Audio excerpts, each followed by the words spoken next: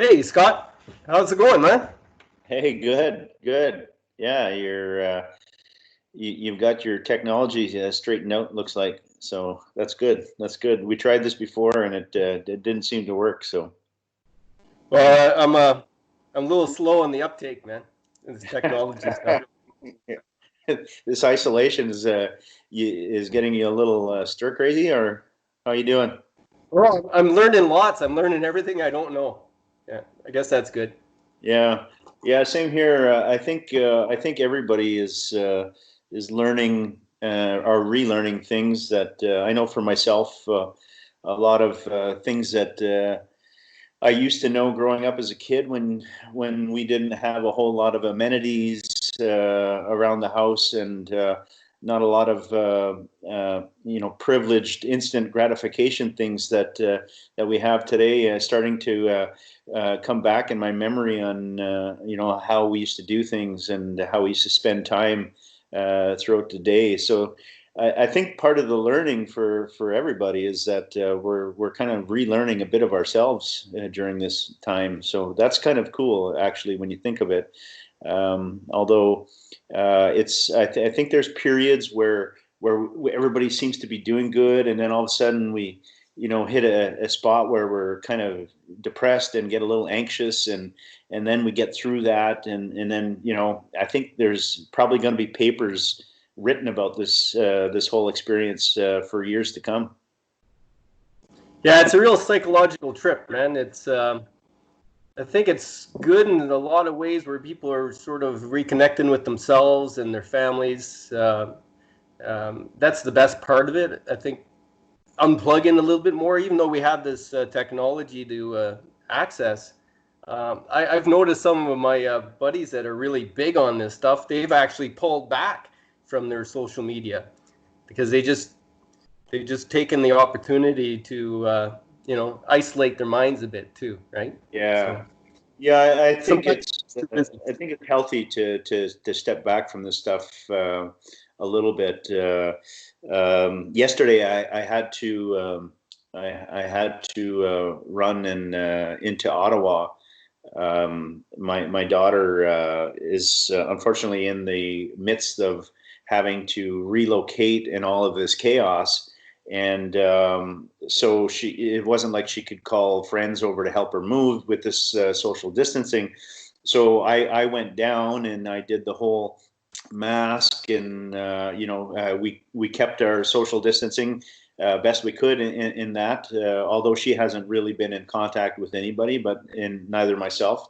But we took all the precautions, and it was really strange on a couple fronts. One, when you haven't seen your daughter, doesn't matter how old your children are, when you can't hug them, or even get within 2 meters from them, it's really hard. It's tough, man. My daughter's turning 23 in a couple of weeks, and it was one of the hardest things I've done during this whole thing is not to even be able to, give her a little hug. And but the the the idea of pulling away from social media and all this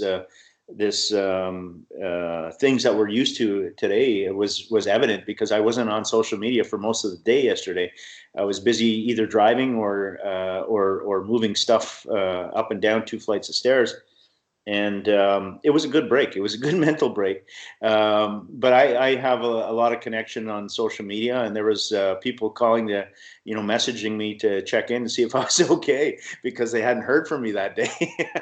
So it kind of exposes just how active you are, on social media, and how it becomes part of your everyday life and who you are. So, but it's good to get away from that, and it's good to. It was nice just to listen to talk radio, or even that I had to change because although I'm a musician. I get tired of listening to music all the time because most radio stations play the same music over and over again. So I listen to a lot of CBC and programs like that, but everything is COVID now, right? So it's hard to get away from that. So I ended up driving for almost an hour with nothing on, just my thoughts and myself. So that was kind of cool. That would be a list up there with one of my nightmares, being stuck with your thoughts for that long. Trust me, it's not fun. Yeah. Hey, if you ever want to break from the local radio and whatnot and playlists, I listen to this St. John's radio station, K-Rock, right? And I just love it. I get it out of this sound garden on the web, and I just love their energy when they talk. I love their accent and whatnot. But the best part is they play the best of the old rock, right? And good songs. It's better playlists than I've seen anywhere. But the best part about it is when I hear their weather reports, and it's just always blizzards turn into sleet, right? And always better. It's always worse than here. So I hear the report, I look out the window, and I think, oh, I could be living in St. John's, right? Well, exactly. And I think of the same things when we're cooped up in our places, and this whole isolation, social distancing, and we talk about how difficult it is, and then I'm listening to programs where they're talking about the conditions in South Africa and how social distancing and staying at home is virtually impossible because of some of the population that they deal with down there, but also the fact that a lot of these people can't stay home. Their mere existence means getting out every day and finding ways to get through that day. So we're pretty lucky that we have some comforts here when we think of situation in other communities and other parts of the world. We are really just living in a very discomfortable situation. We're not living in dire straits, right? But it's all relative to what you're used to, I guess. So how's it going in Nipissing? I know you have a shutdown of businesses right now, and how's everybody dealing with this stuff? Well, it's tough, because we have nothing but full understanding, and we're empathetic with business owners because it's affecting them hugely by this shutdown. But it boils down to prioritizing the importance of why we're doing it. When we're looking at stopping traffic coming in and out of our community, one of the biggest reasons that people come into our community is because of the cheaper tobacco products and fuel, and the way Nipissing is geographically, it's very difficult to just close down our road. It's not one road in and out. Our First Nation is spread across 30-some kilometers of Trans-Canada Highway with multiple access points. So rather than trying to block traffic from coming in, we've taken the approach to close the businesses that are causing the traffic.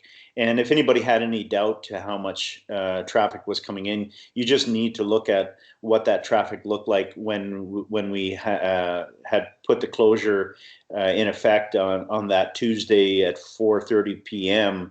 How many cars were lined up for in some places almost a half a kilometer of cars, and that just shows you how many people are coming into the community, and part of the the battle of this is the transmission from human to human. So if you reduce the amount of people coming into the community, then you're reducing the likelihood of the transmission. So that was the approach we took, and it's effective, but it comes with a cost. Everybody knows that, right? Especially to our business owners, and it's unfortunate, but it's hard to put anybody's financials over the life of some of our people. So it's a very difficult situation. Now, I know it's unique in the First Nations that, like in my what do you want to call settler world, we don't value our old people. We just put them off in the warehouse and kind of wish. You hear people talking about how they're a drag on the economy, kind of thing. But I know you guys value your elders because they're knowledge keepers, and you're trying to get your language back from after a century of us trying to stamp it out. So, do you have an extra reason for protecting your elders? Absolutely. When we look at the fight that we're in right now to retain our language, because our culture is embedded in our language. Everything, the lessons, the knowledge, everything is embedded in our language, and it's a huge part of our identity as people is carried in that language. And the reality of the impacts of colonization, residential school in our community is that, out of just under 3,000 people, we have less than, 35 language speakers left in our community, and most of which are all getting up in age, over 65, 70 years old. And so potentially, if we're not cautious, we're not just losing, heaven forbid, our elders, but everything that they possess with them. Their knowledge, the language, our history. As Anishinaabe people, our history was always passed down orally and not written. We don't have an alphabet in written language in our culture, and so it's vitally important to us to maintain the protection of our elders for that and many obvious reasons. Like, I know you had there's been over the years a few projects and programs to record and interact with those language keepers, and I guess that's on hold right now too, as far as some of that activity.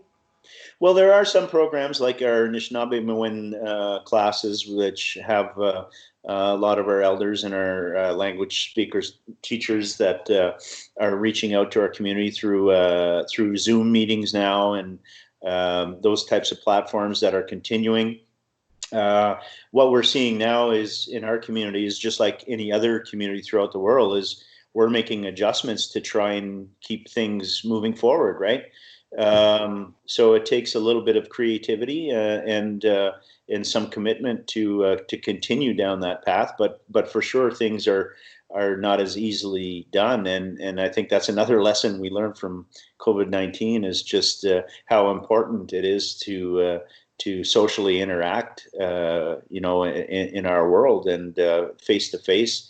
There's nothing that can compare with an actual face to face meeting. Like right now, we're looking at digital images of ourselves on this, but it doesn't have the same organic feeling as if you were in my living room here having a coffee with me, right? So. But we adjust and we make the best of our situation, and we've been doing that as a human race for time immemorial. We have to adjust with our environment, and that's why we're still here, is our ability to adapt. And just because we have that ability, though, I don't think it makes it a whole lot more comforting. It's still, when you go through that adaptation process, it's a bit discomforting from what you're used to on your day-to-day basis, right? Yeah, well,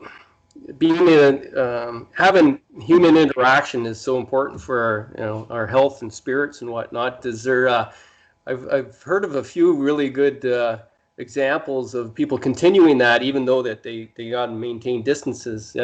Anything going on in your community as far as or things that you've heard of? Well, I know a lot of people are starting to share online. Myself included. I did some artwork that I went through a kind of step by step process with some videos, which was both good for myself. It kept me busy and kept my mind sharp, and also gave people ideas and what they could do, right? And now we're seeing, the idea of drum groups getting together through technology and doing certain ceremony through this technology.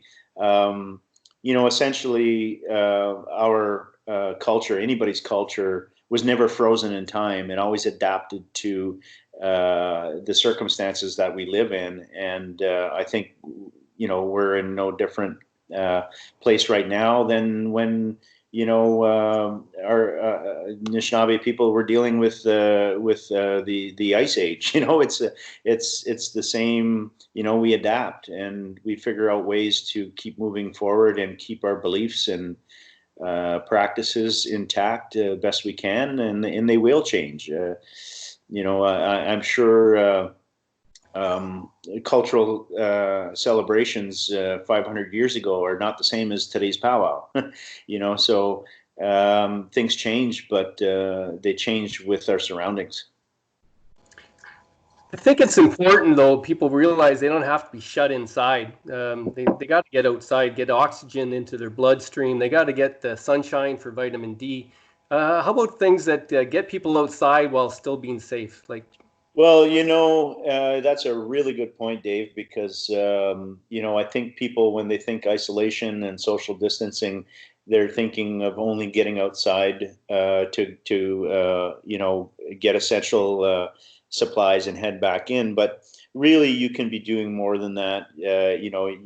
There's nothing wrong with getting outside in your yard and cleaning up. In fact, Chief Shining Turtle at Whitefish River had a contest in the community where the uptake to it was amazing. It was I forget the numbers, but it was almost the entire community.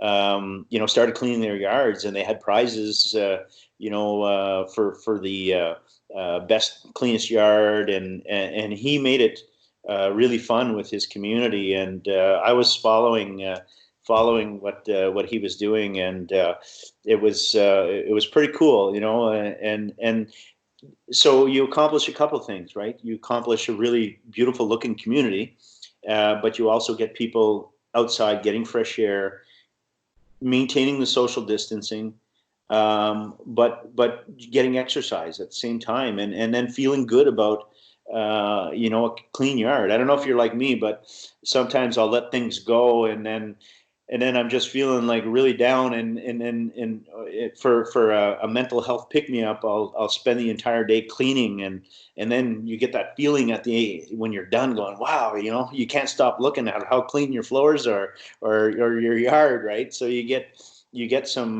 type of endorphin rush from that kind of stuff, and I think that's healthy. yeah, pride of ownership, right? Exactly. Exactly. Don't tell anybody, but yeah, every once in a while I feel better when I clean up. Yeah. Yeah, I was going to say, just looking at your beard, you're not there yet, but It took a lot of years to get this gray.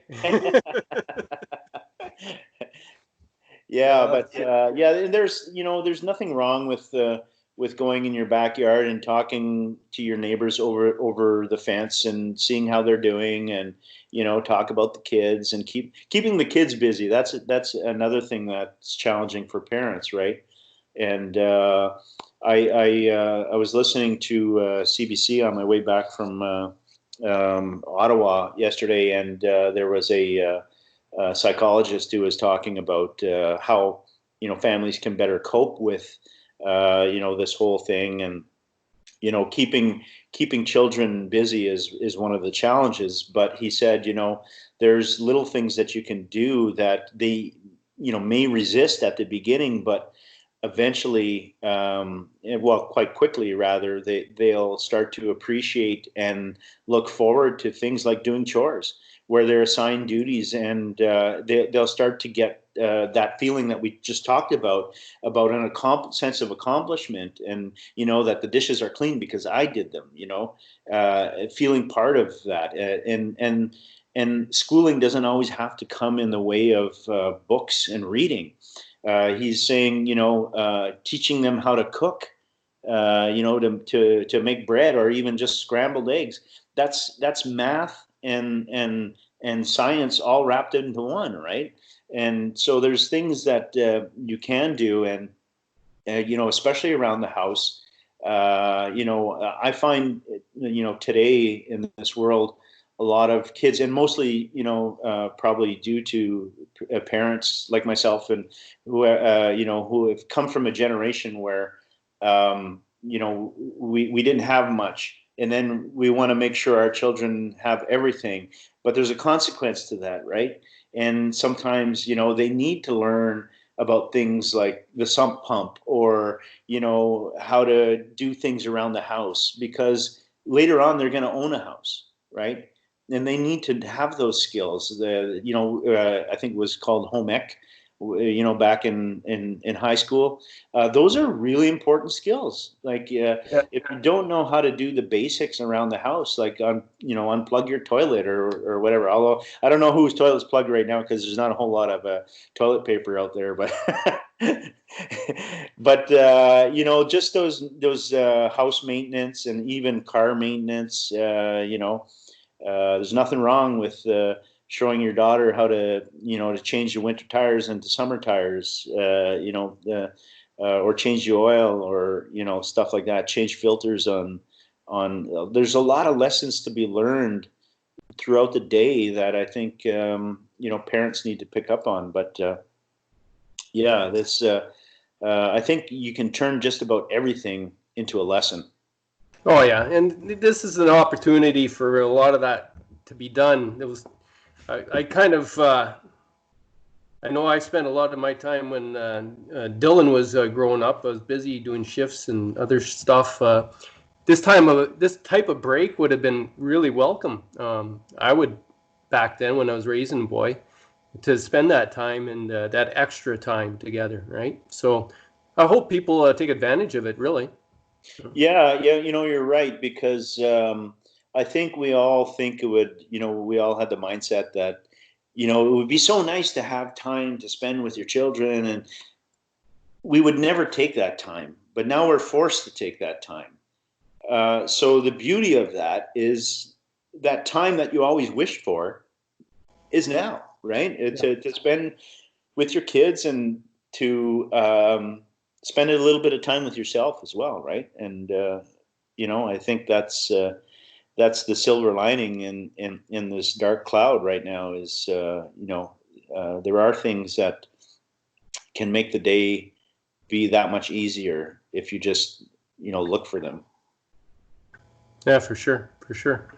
I was just when you were talking about the yard and the cleanup, I was looking outside, and I certainly have a couple days worth of projects there. Yeah, my problem is I think I'm doing them all too fast. Like all these projects I wanted to do around, I've already cleaned the yard. I've already prepped my moose skull the way I wanted to do it. I'm reading. I'm doing I'm just so lucky that my daughter is in Indigenous studies, and she gets all types of historical papers that really interest myself. So, I've been reading about the Royal Proclamation. I've been reading about, the Treaty of Niagara and wampum belts, and just some of the worldview perspectives of Indigenous people from that time period. And it's just so interesting, right?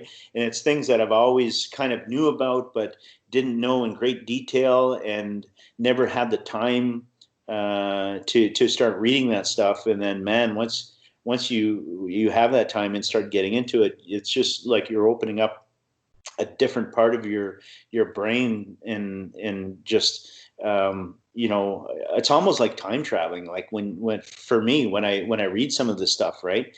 When I hear about the gathering of chiefs in Niagara in 1764, and just how many there was, and how long they traveled to get there, and what the thinking was, and how they viewed things at that time, it's mind blowing, and it really sheds a light on my perspective of how we deal with government and our relationships today. So it's been good for me to kind of recharge and relearn some of the stuff that I knew, or at least I thought I knew, and just in more detail. Oh, that's cool. Well, that doesn't sound like a lot of light reading, man. Well, I guess not for everybody, but for me, it's pretty interesting. And that's what I always tell anybody, especially my kids, is that read stuff that interests you, and you'll absorb that much more, right? If it's difficult to read, then it's probably not going to stay anyway. So, you like to pick those topics that really pique your interest, and especially at a time like this, right? So, if you want some cool reading, you might have already read his book, Wob Rice, his Moon Over the Crusted Snow. Did you read that yet? Yeah. Actually, I have a copy of it here.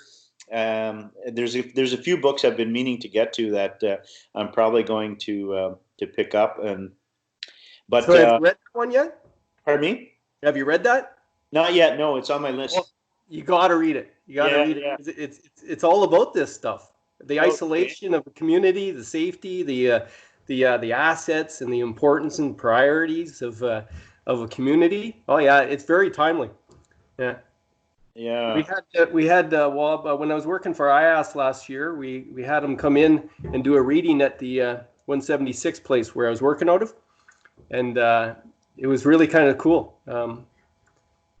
He works for CBC Radio. Yeah, I know Wob. I talked to him. He's interviewed me quite a few times. He's a really good guy, and I'm interested in picking that one up for sure. Oh yeah. One I just finished reading. I think it was last summer. Was a really good one. It's called *Sapiens: A Brief History of Humankind*. Very. Yeah, I can't recall the author at this moment, but very, very good book, and just kind of goes through the whole chronological events of humans, and right from the very beginning to the Industrial Revolution to today, right, and how essentially humans are terrible, and we've been destroying the world since the beginning.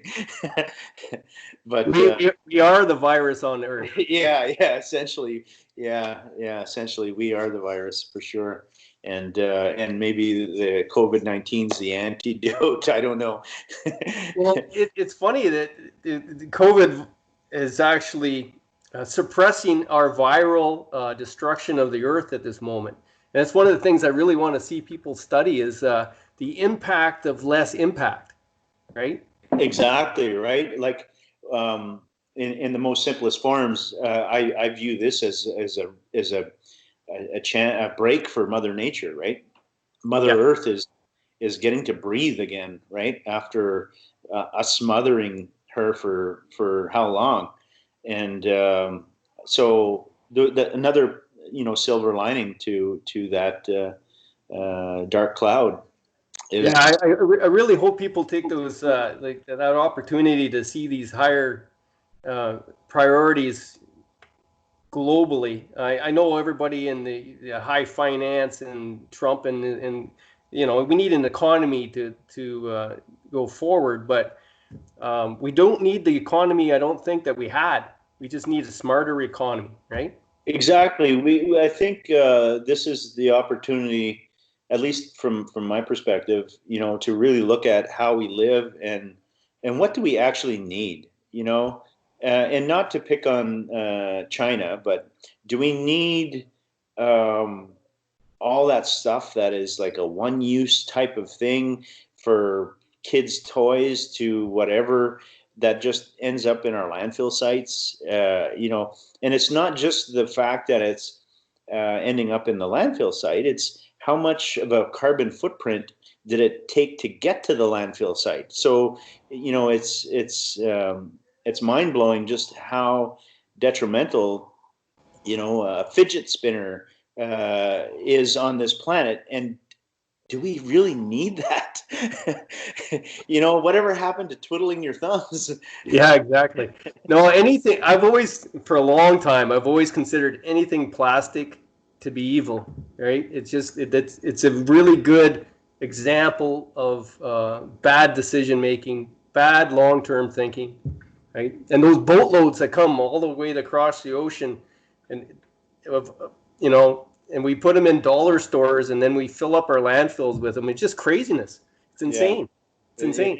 It is. And, everything from packaging to useless products that, are just bought because people are very smart at how to market things, right? One of my favorites is Terry O'Reilly there on CBC with the Age of Persuasion, and he talks about the science behind marketing and how they get people to buy stuff that they don't really need, but they feel the need that, well, everybody else has got one, so I want one, right? And it's crazy when you think about it, right?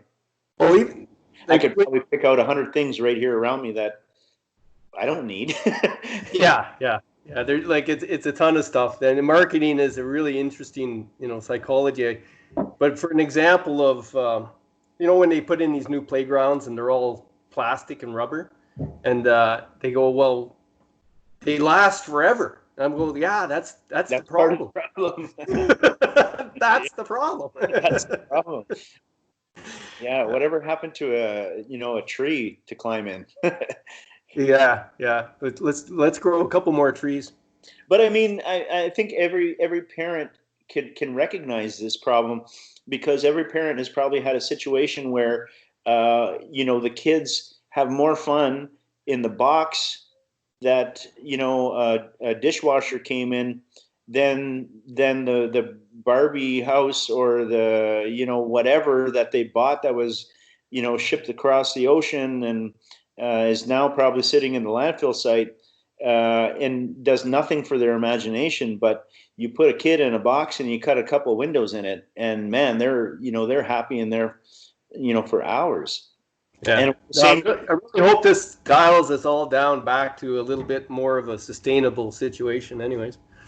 Absolutely. I remember when my kids were young, and I spent countless hours making this tree house, and it was like, it was something you'd see on Home and Garden, right? And after doing all that, a couple of weeks later, I go and check on my boys and my sister's boys, and they're out in the bush somewhere, making their own because that's more fun, right? So lesson learned. Yeah, I hope you enjoyed building that. Yeah. So did you have to live in that when things got rough? I could have. It was that good. Hey, well, this is pretty cool. I really do. I want to thank you for all the live music you've been putting on Facebook and whatnot. It's cool to tune into that and see you play. So appreciate that. Yeah, it's that's something that I've been doing for even before this pandemic, and it's just it's a way of taking care of myself as well as sharing with others.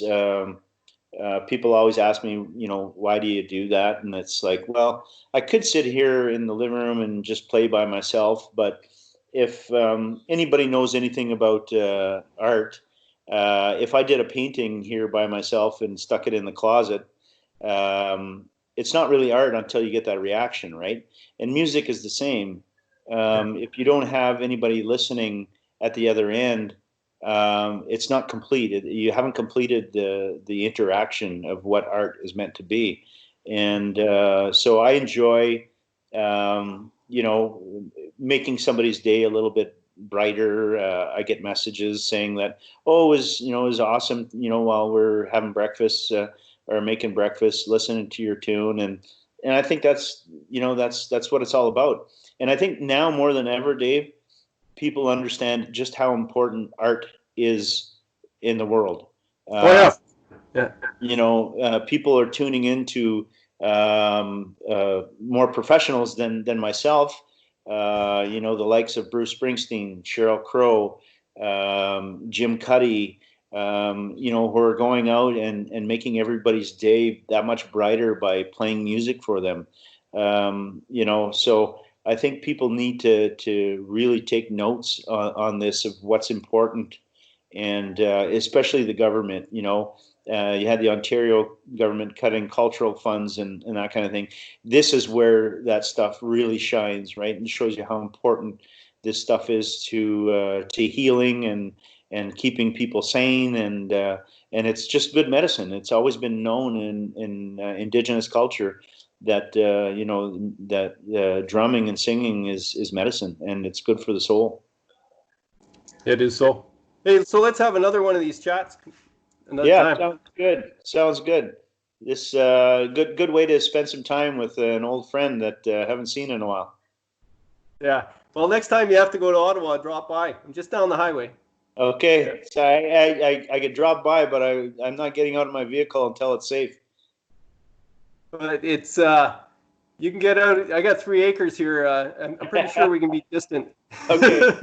Okay. As long as we're safe about it. Okay. Stay at home. Stay safe, Dave. Yeah. Well, stay away from people and stay safe, but get the hell outside. Yes, for sure. For sure. All right. Later, man. Talk to you later.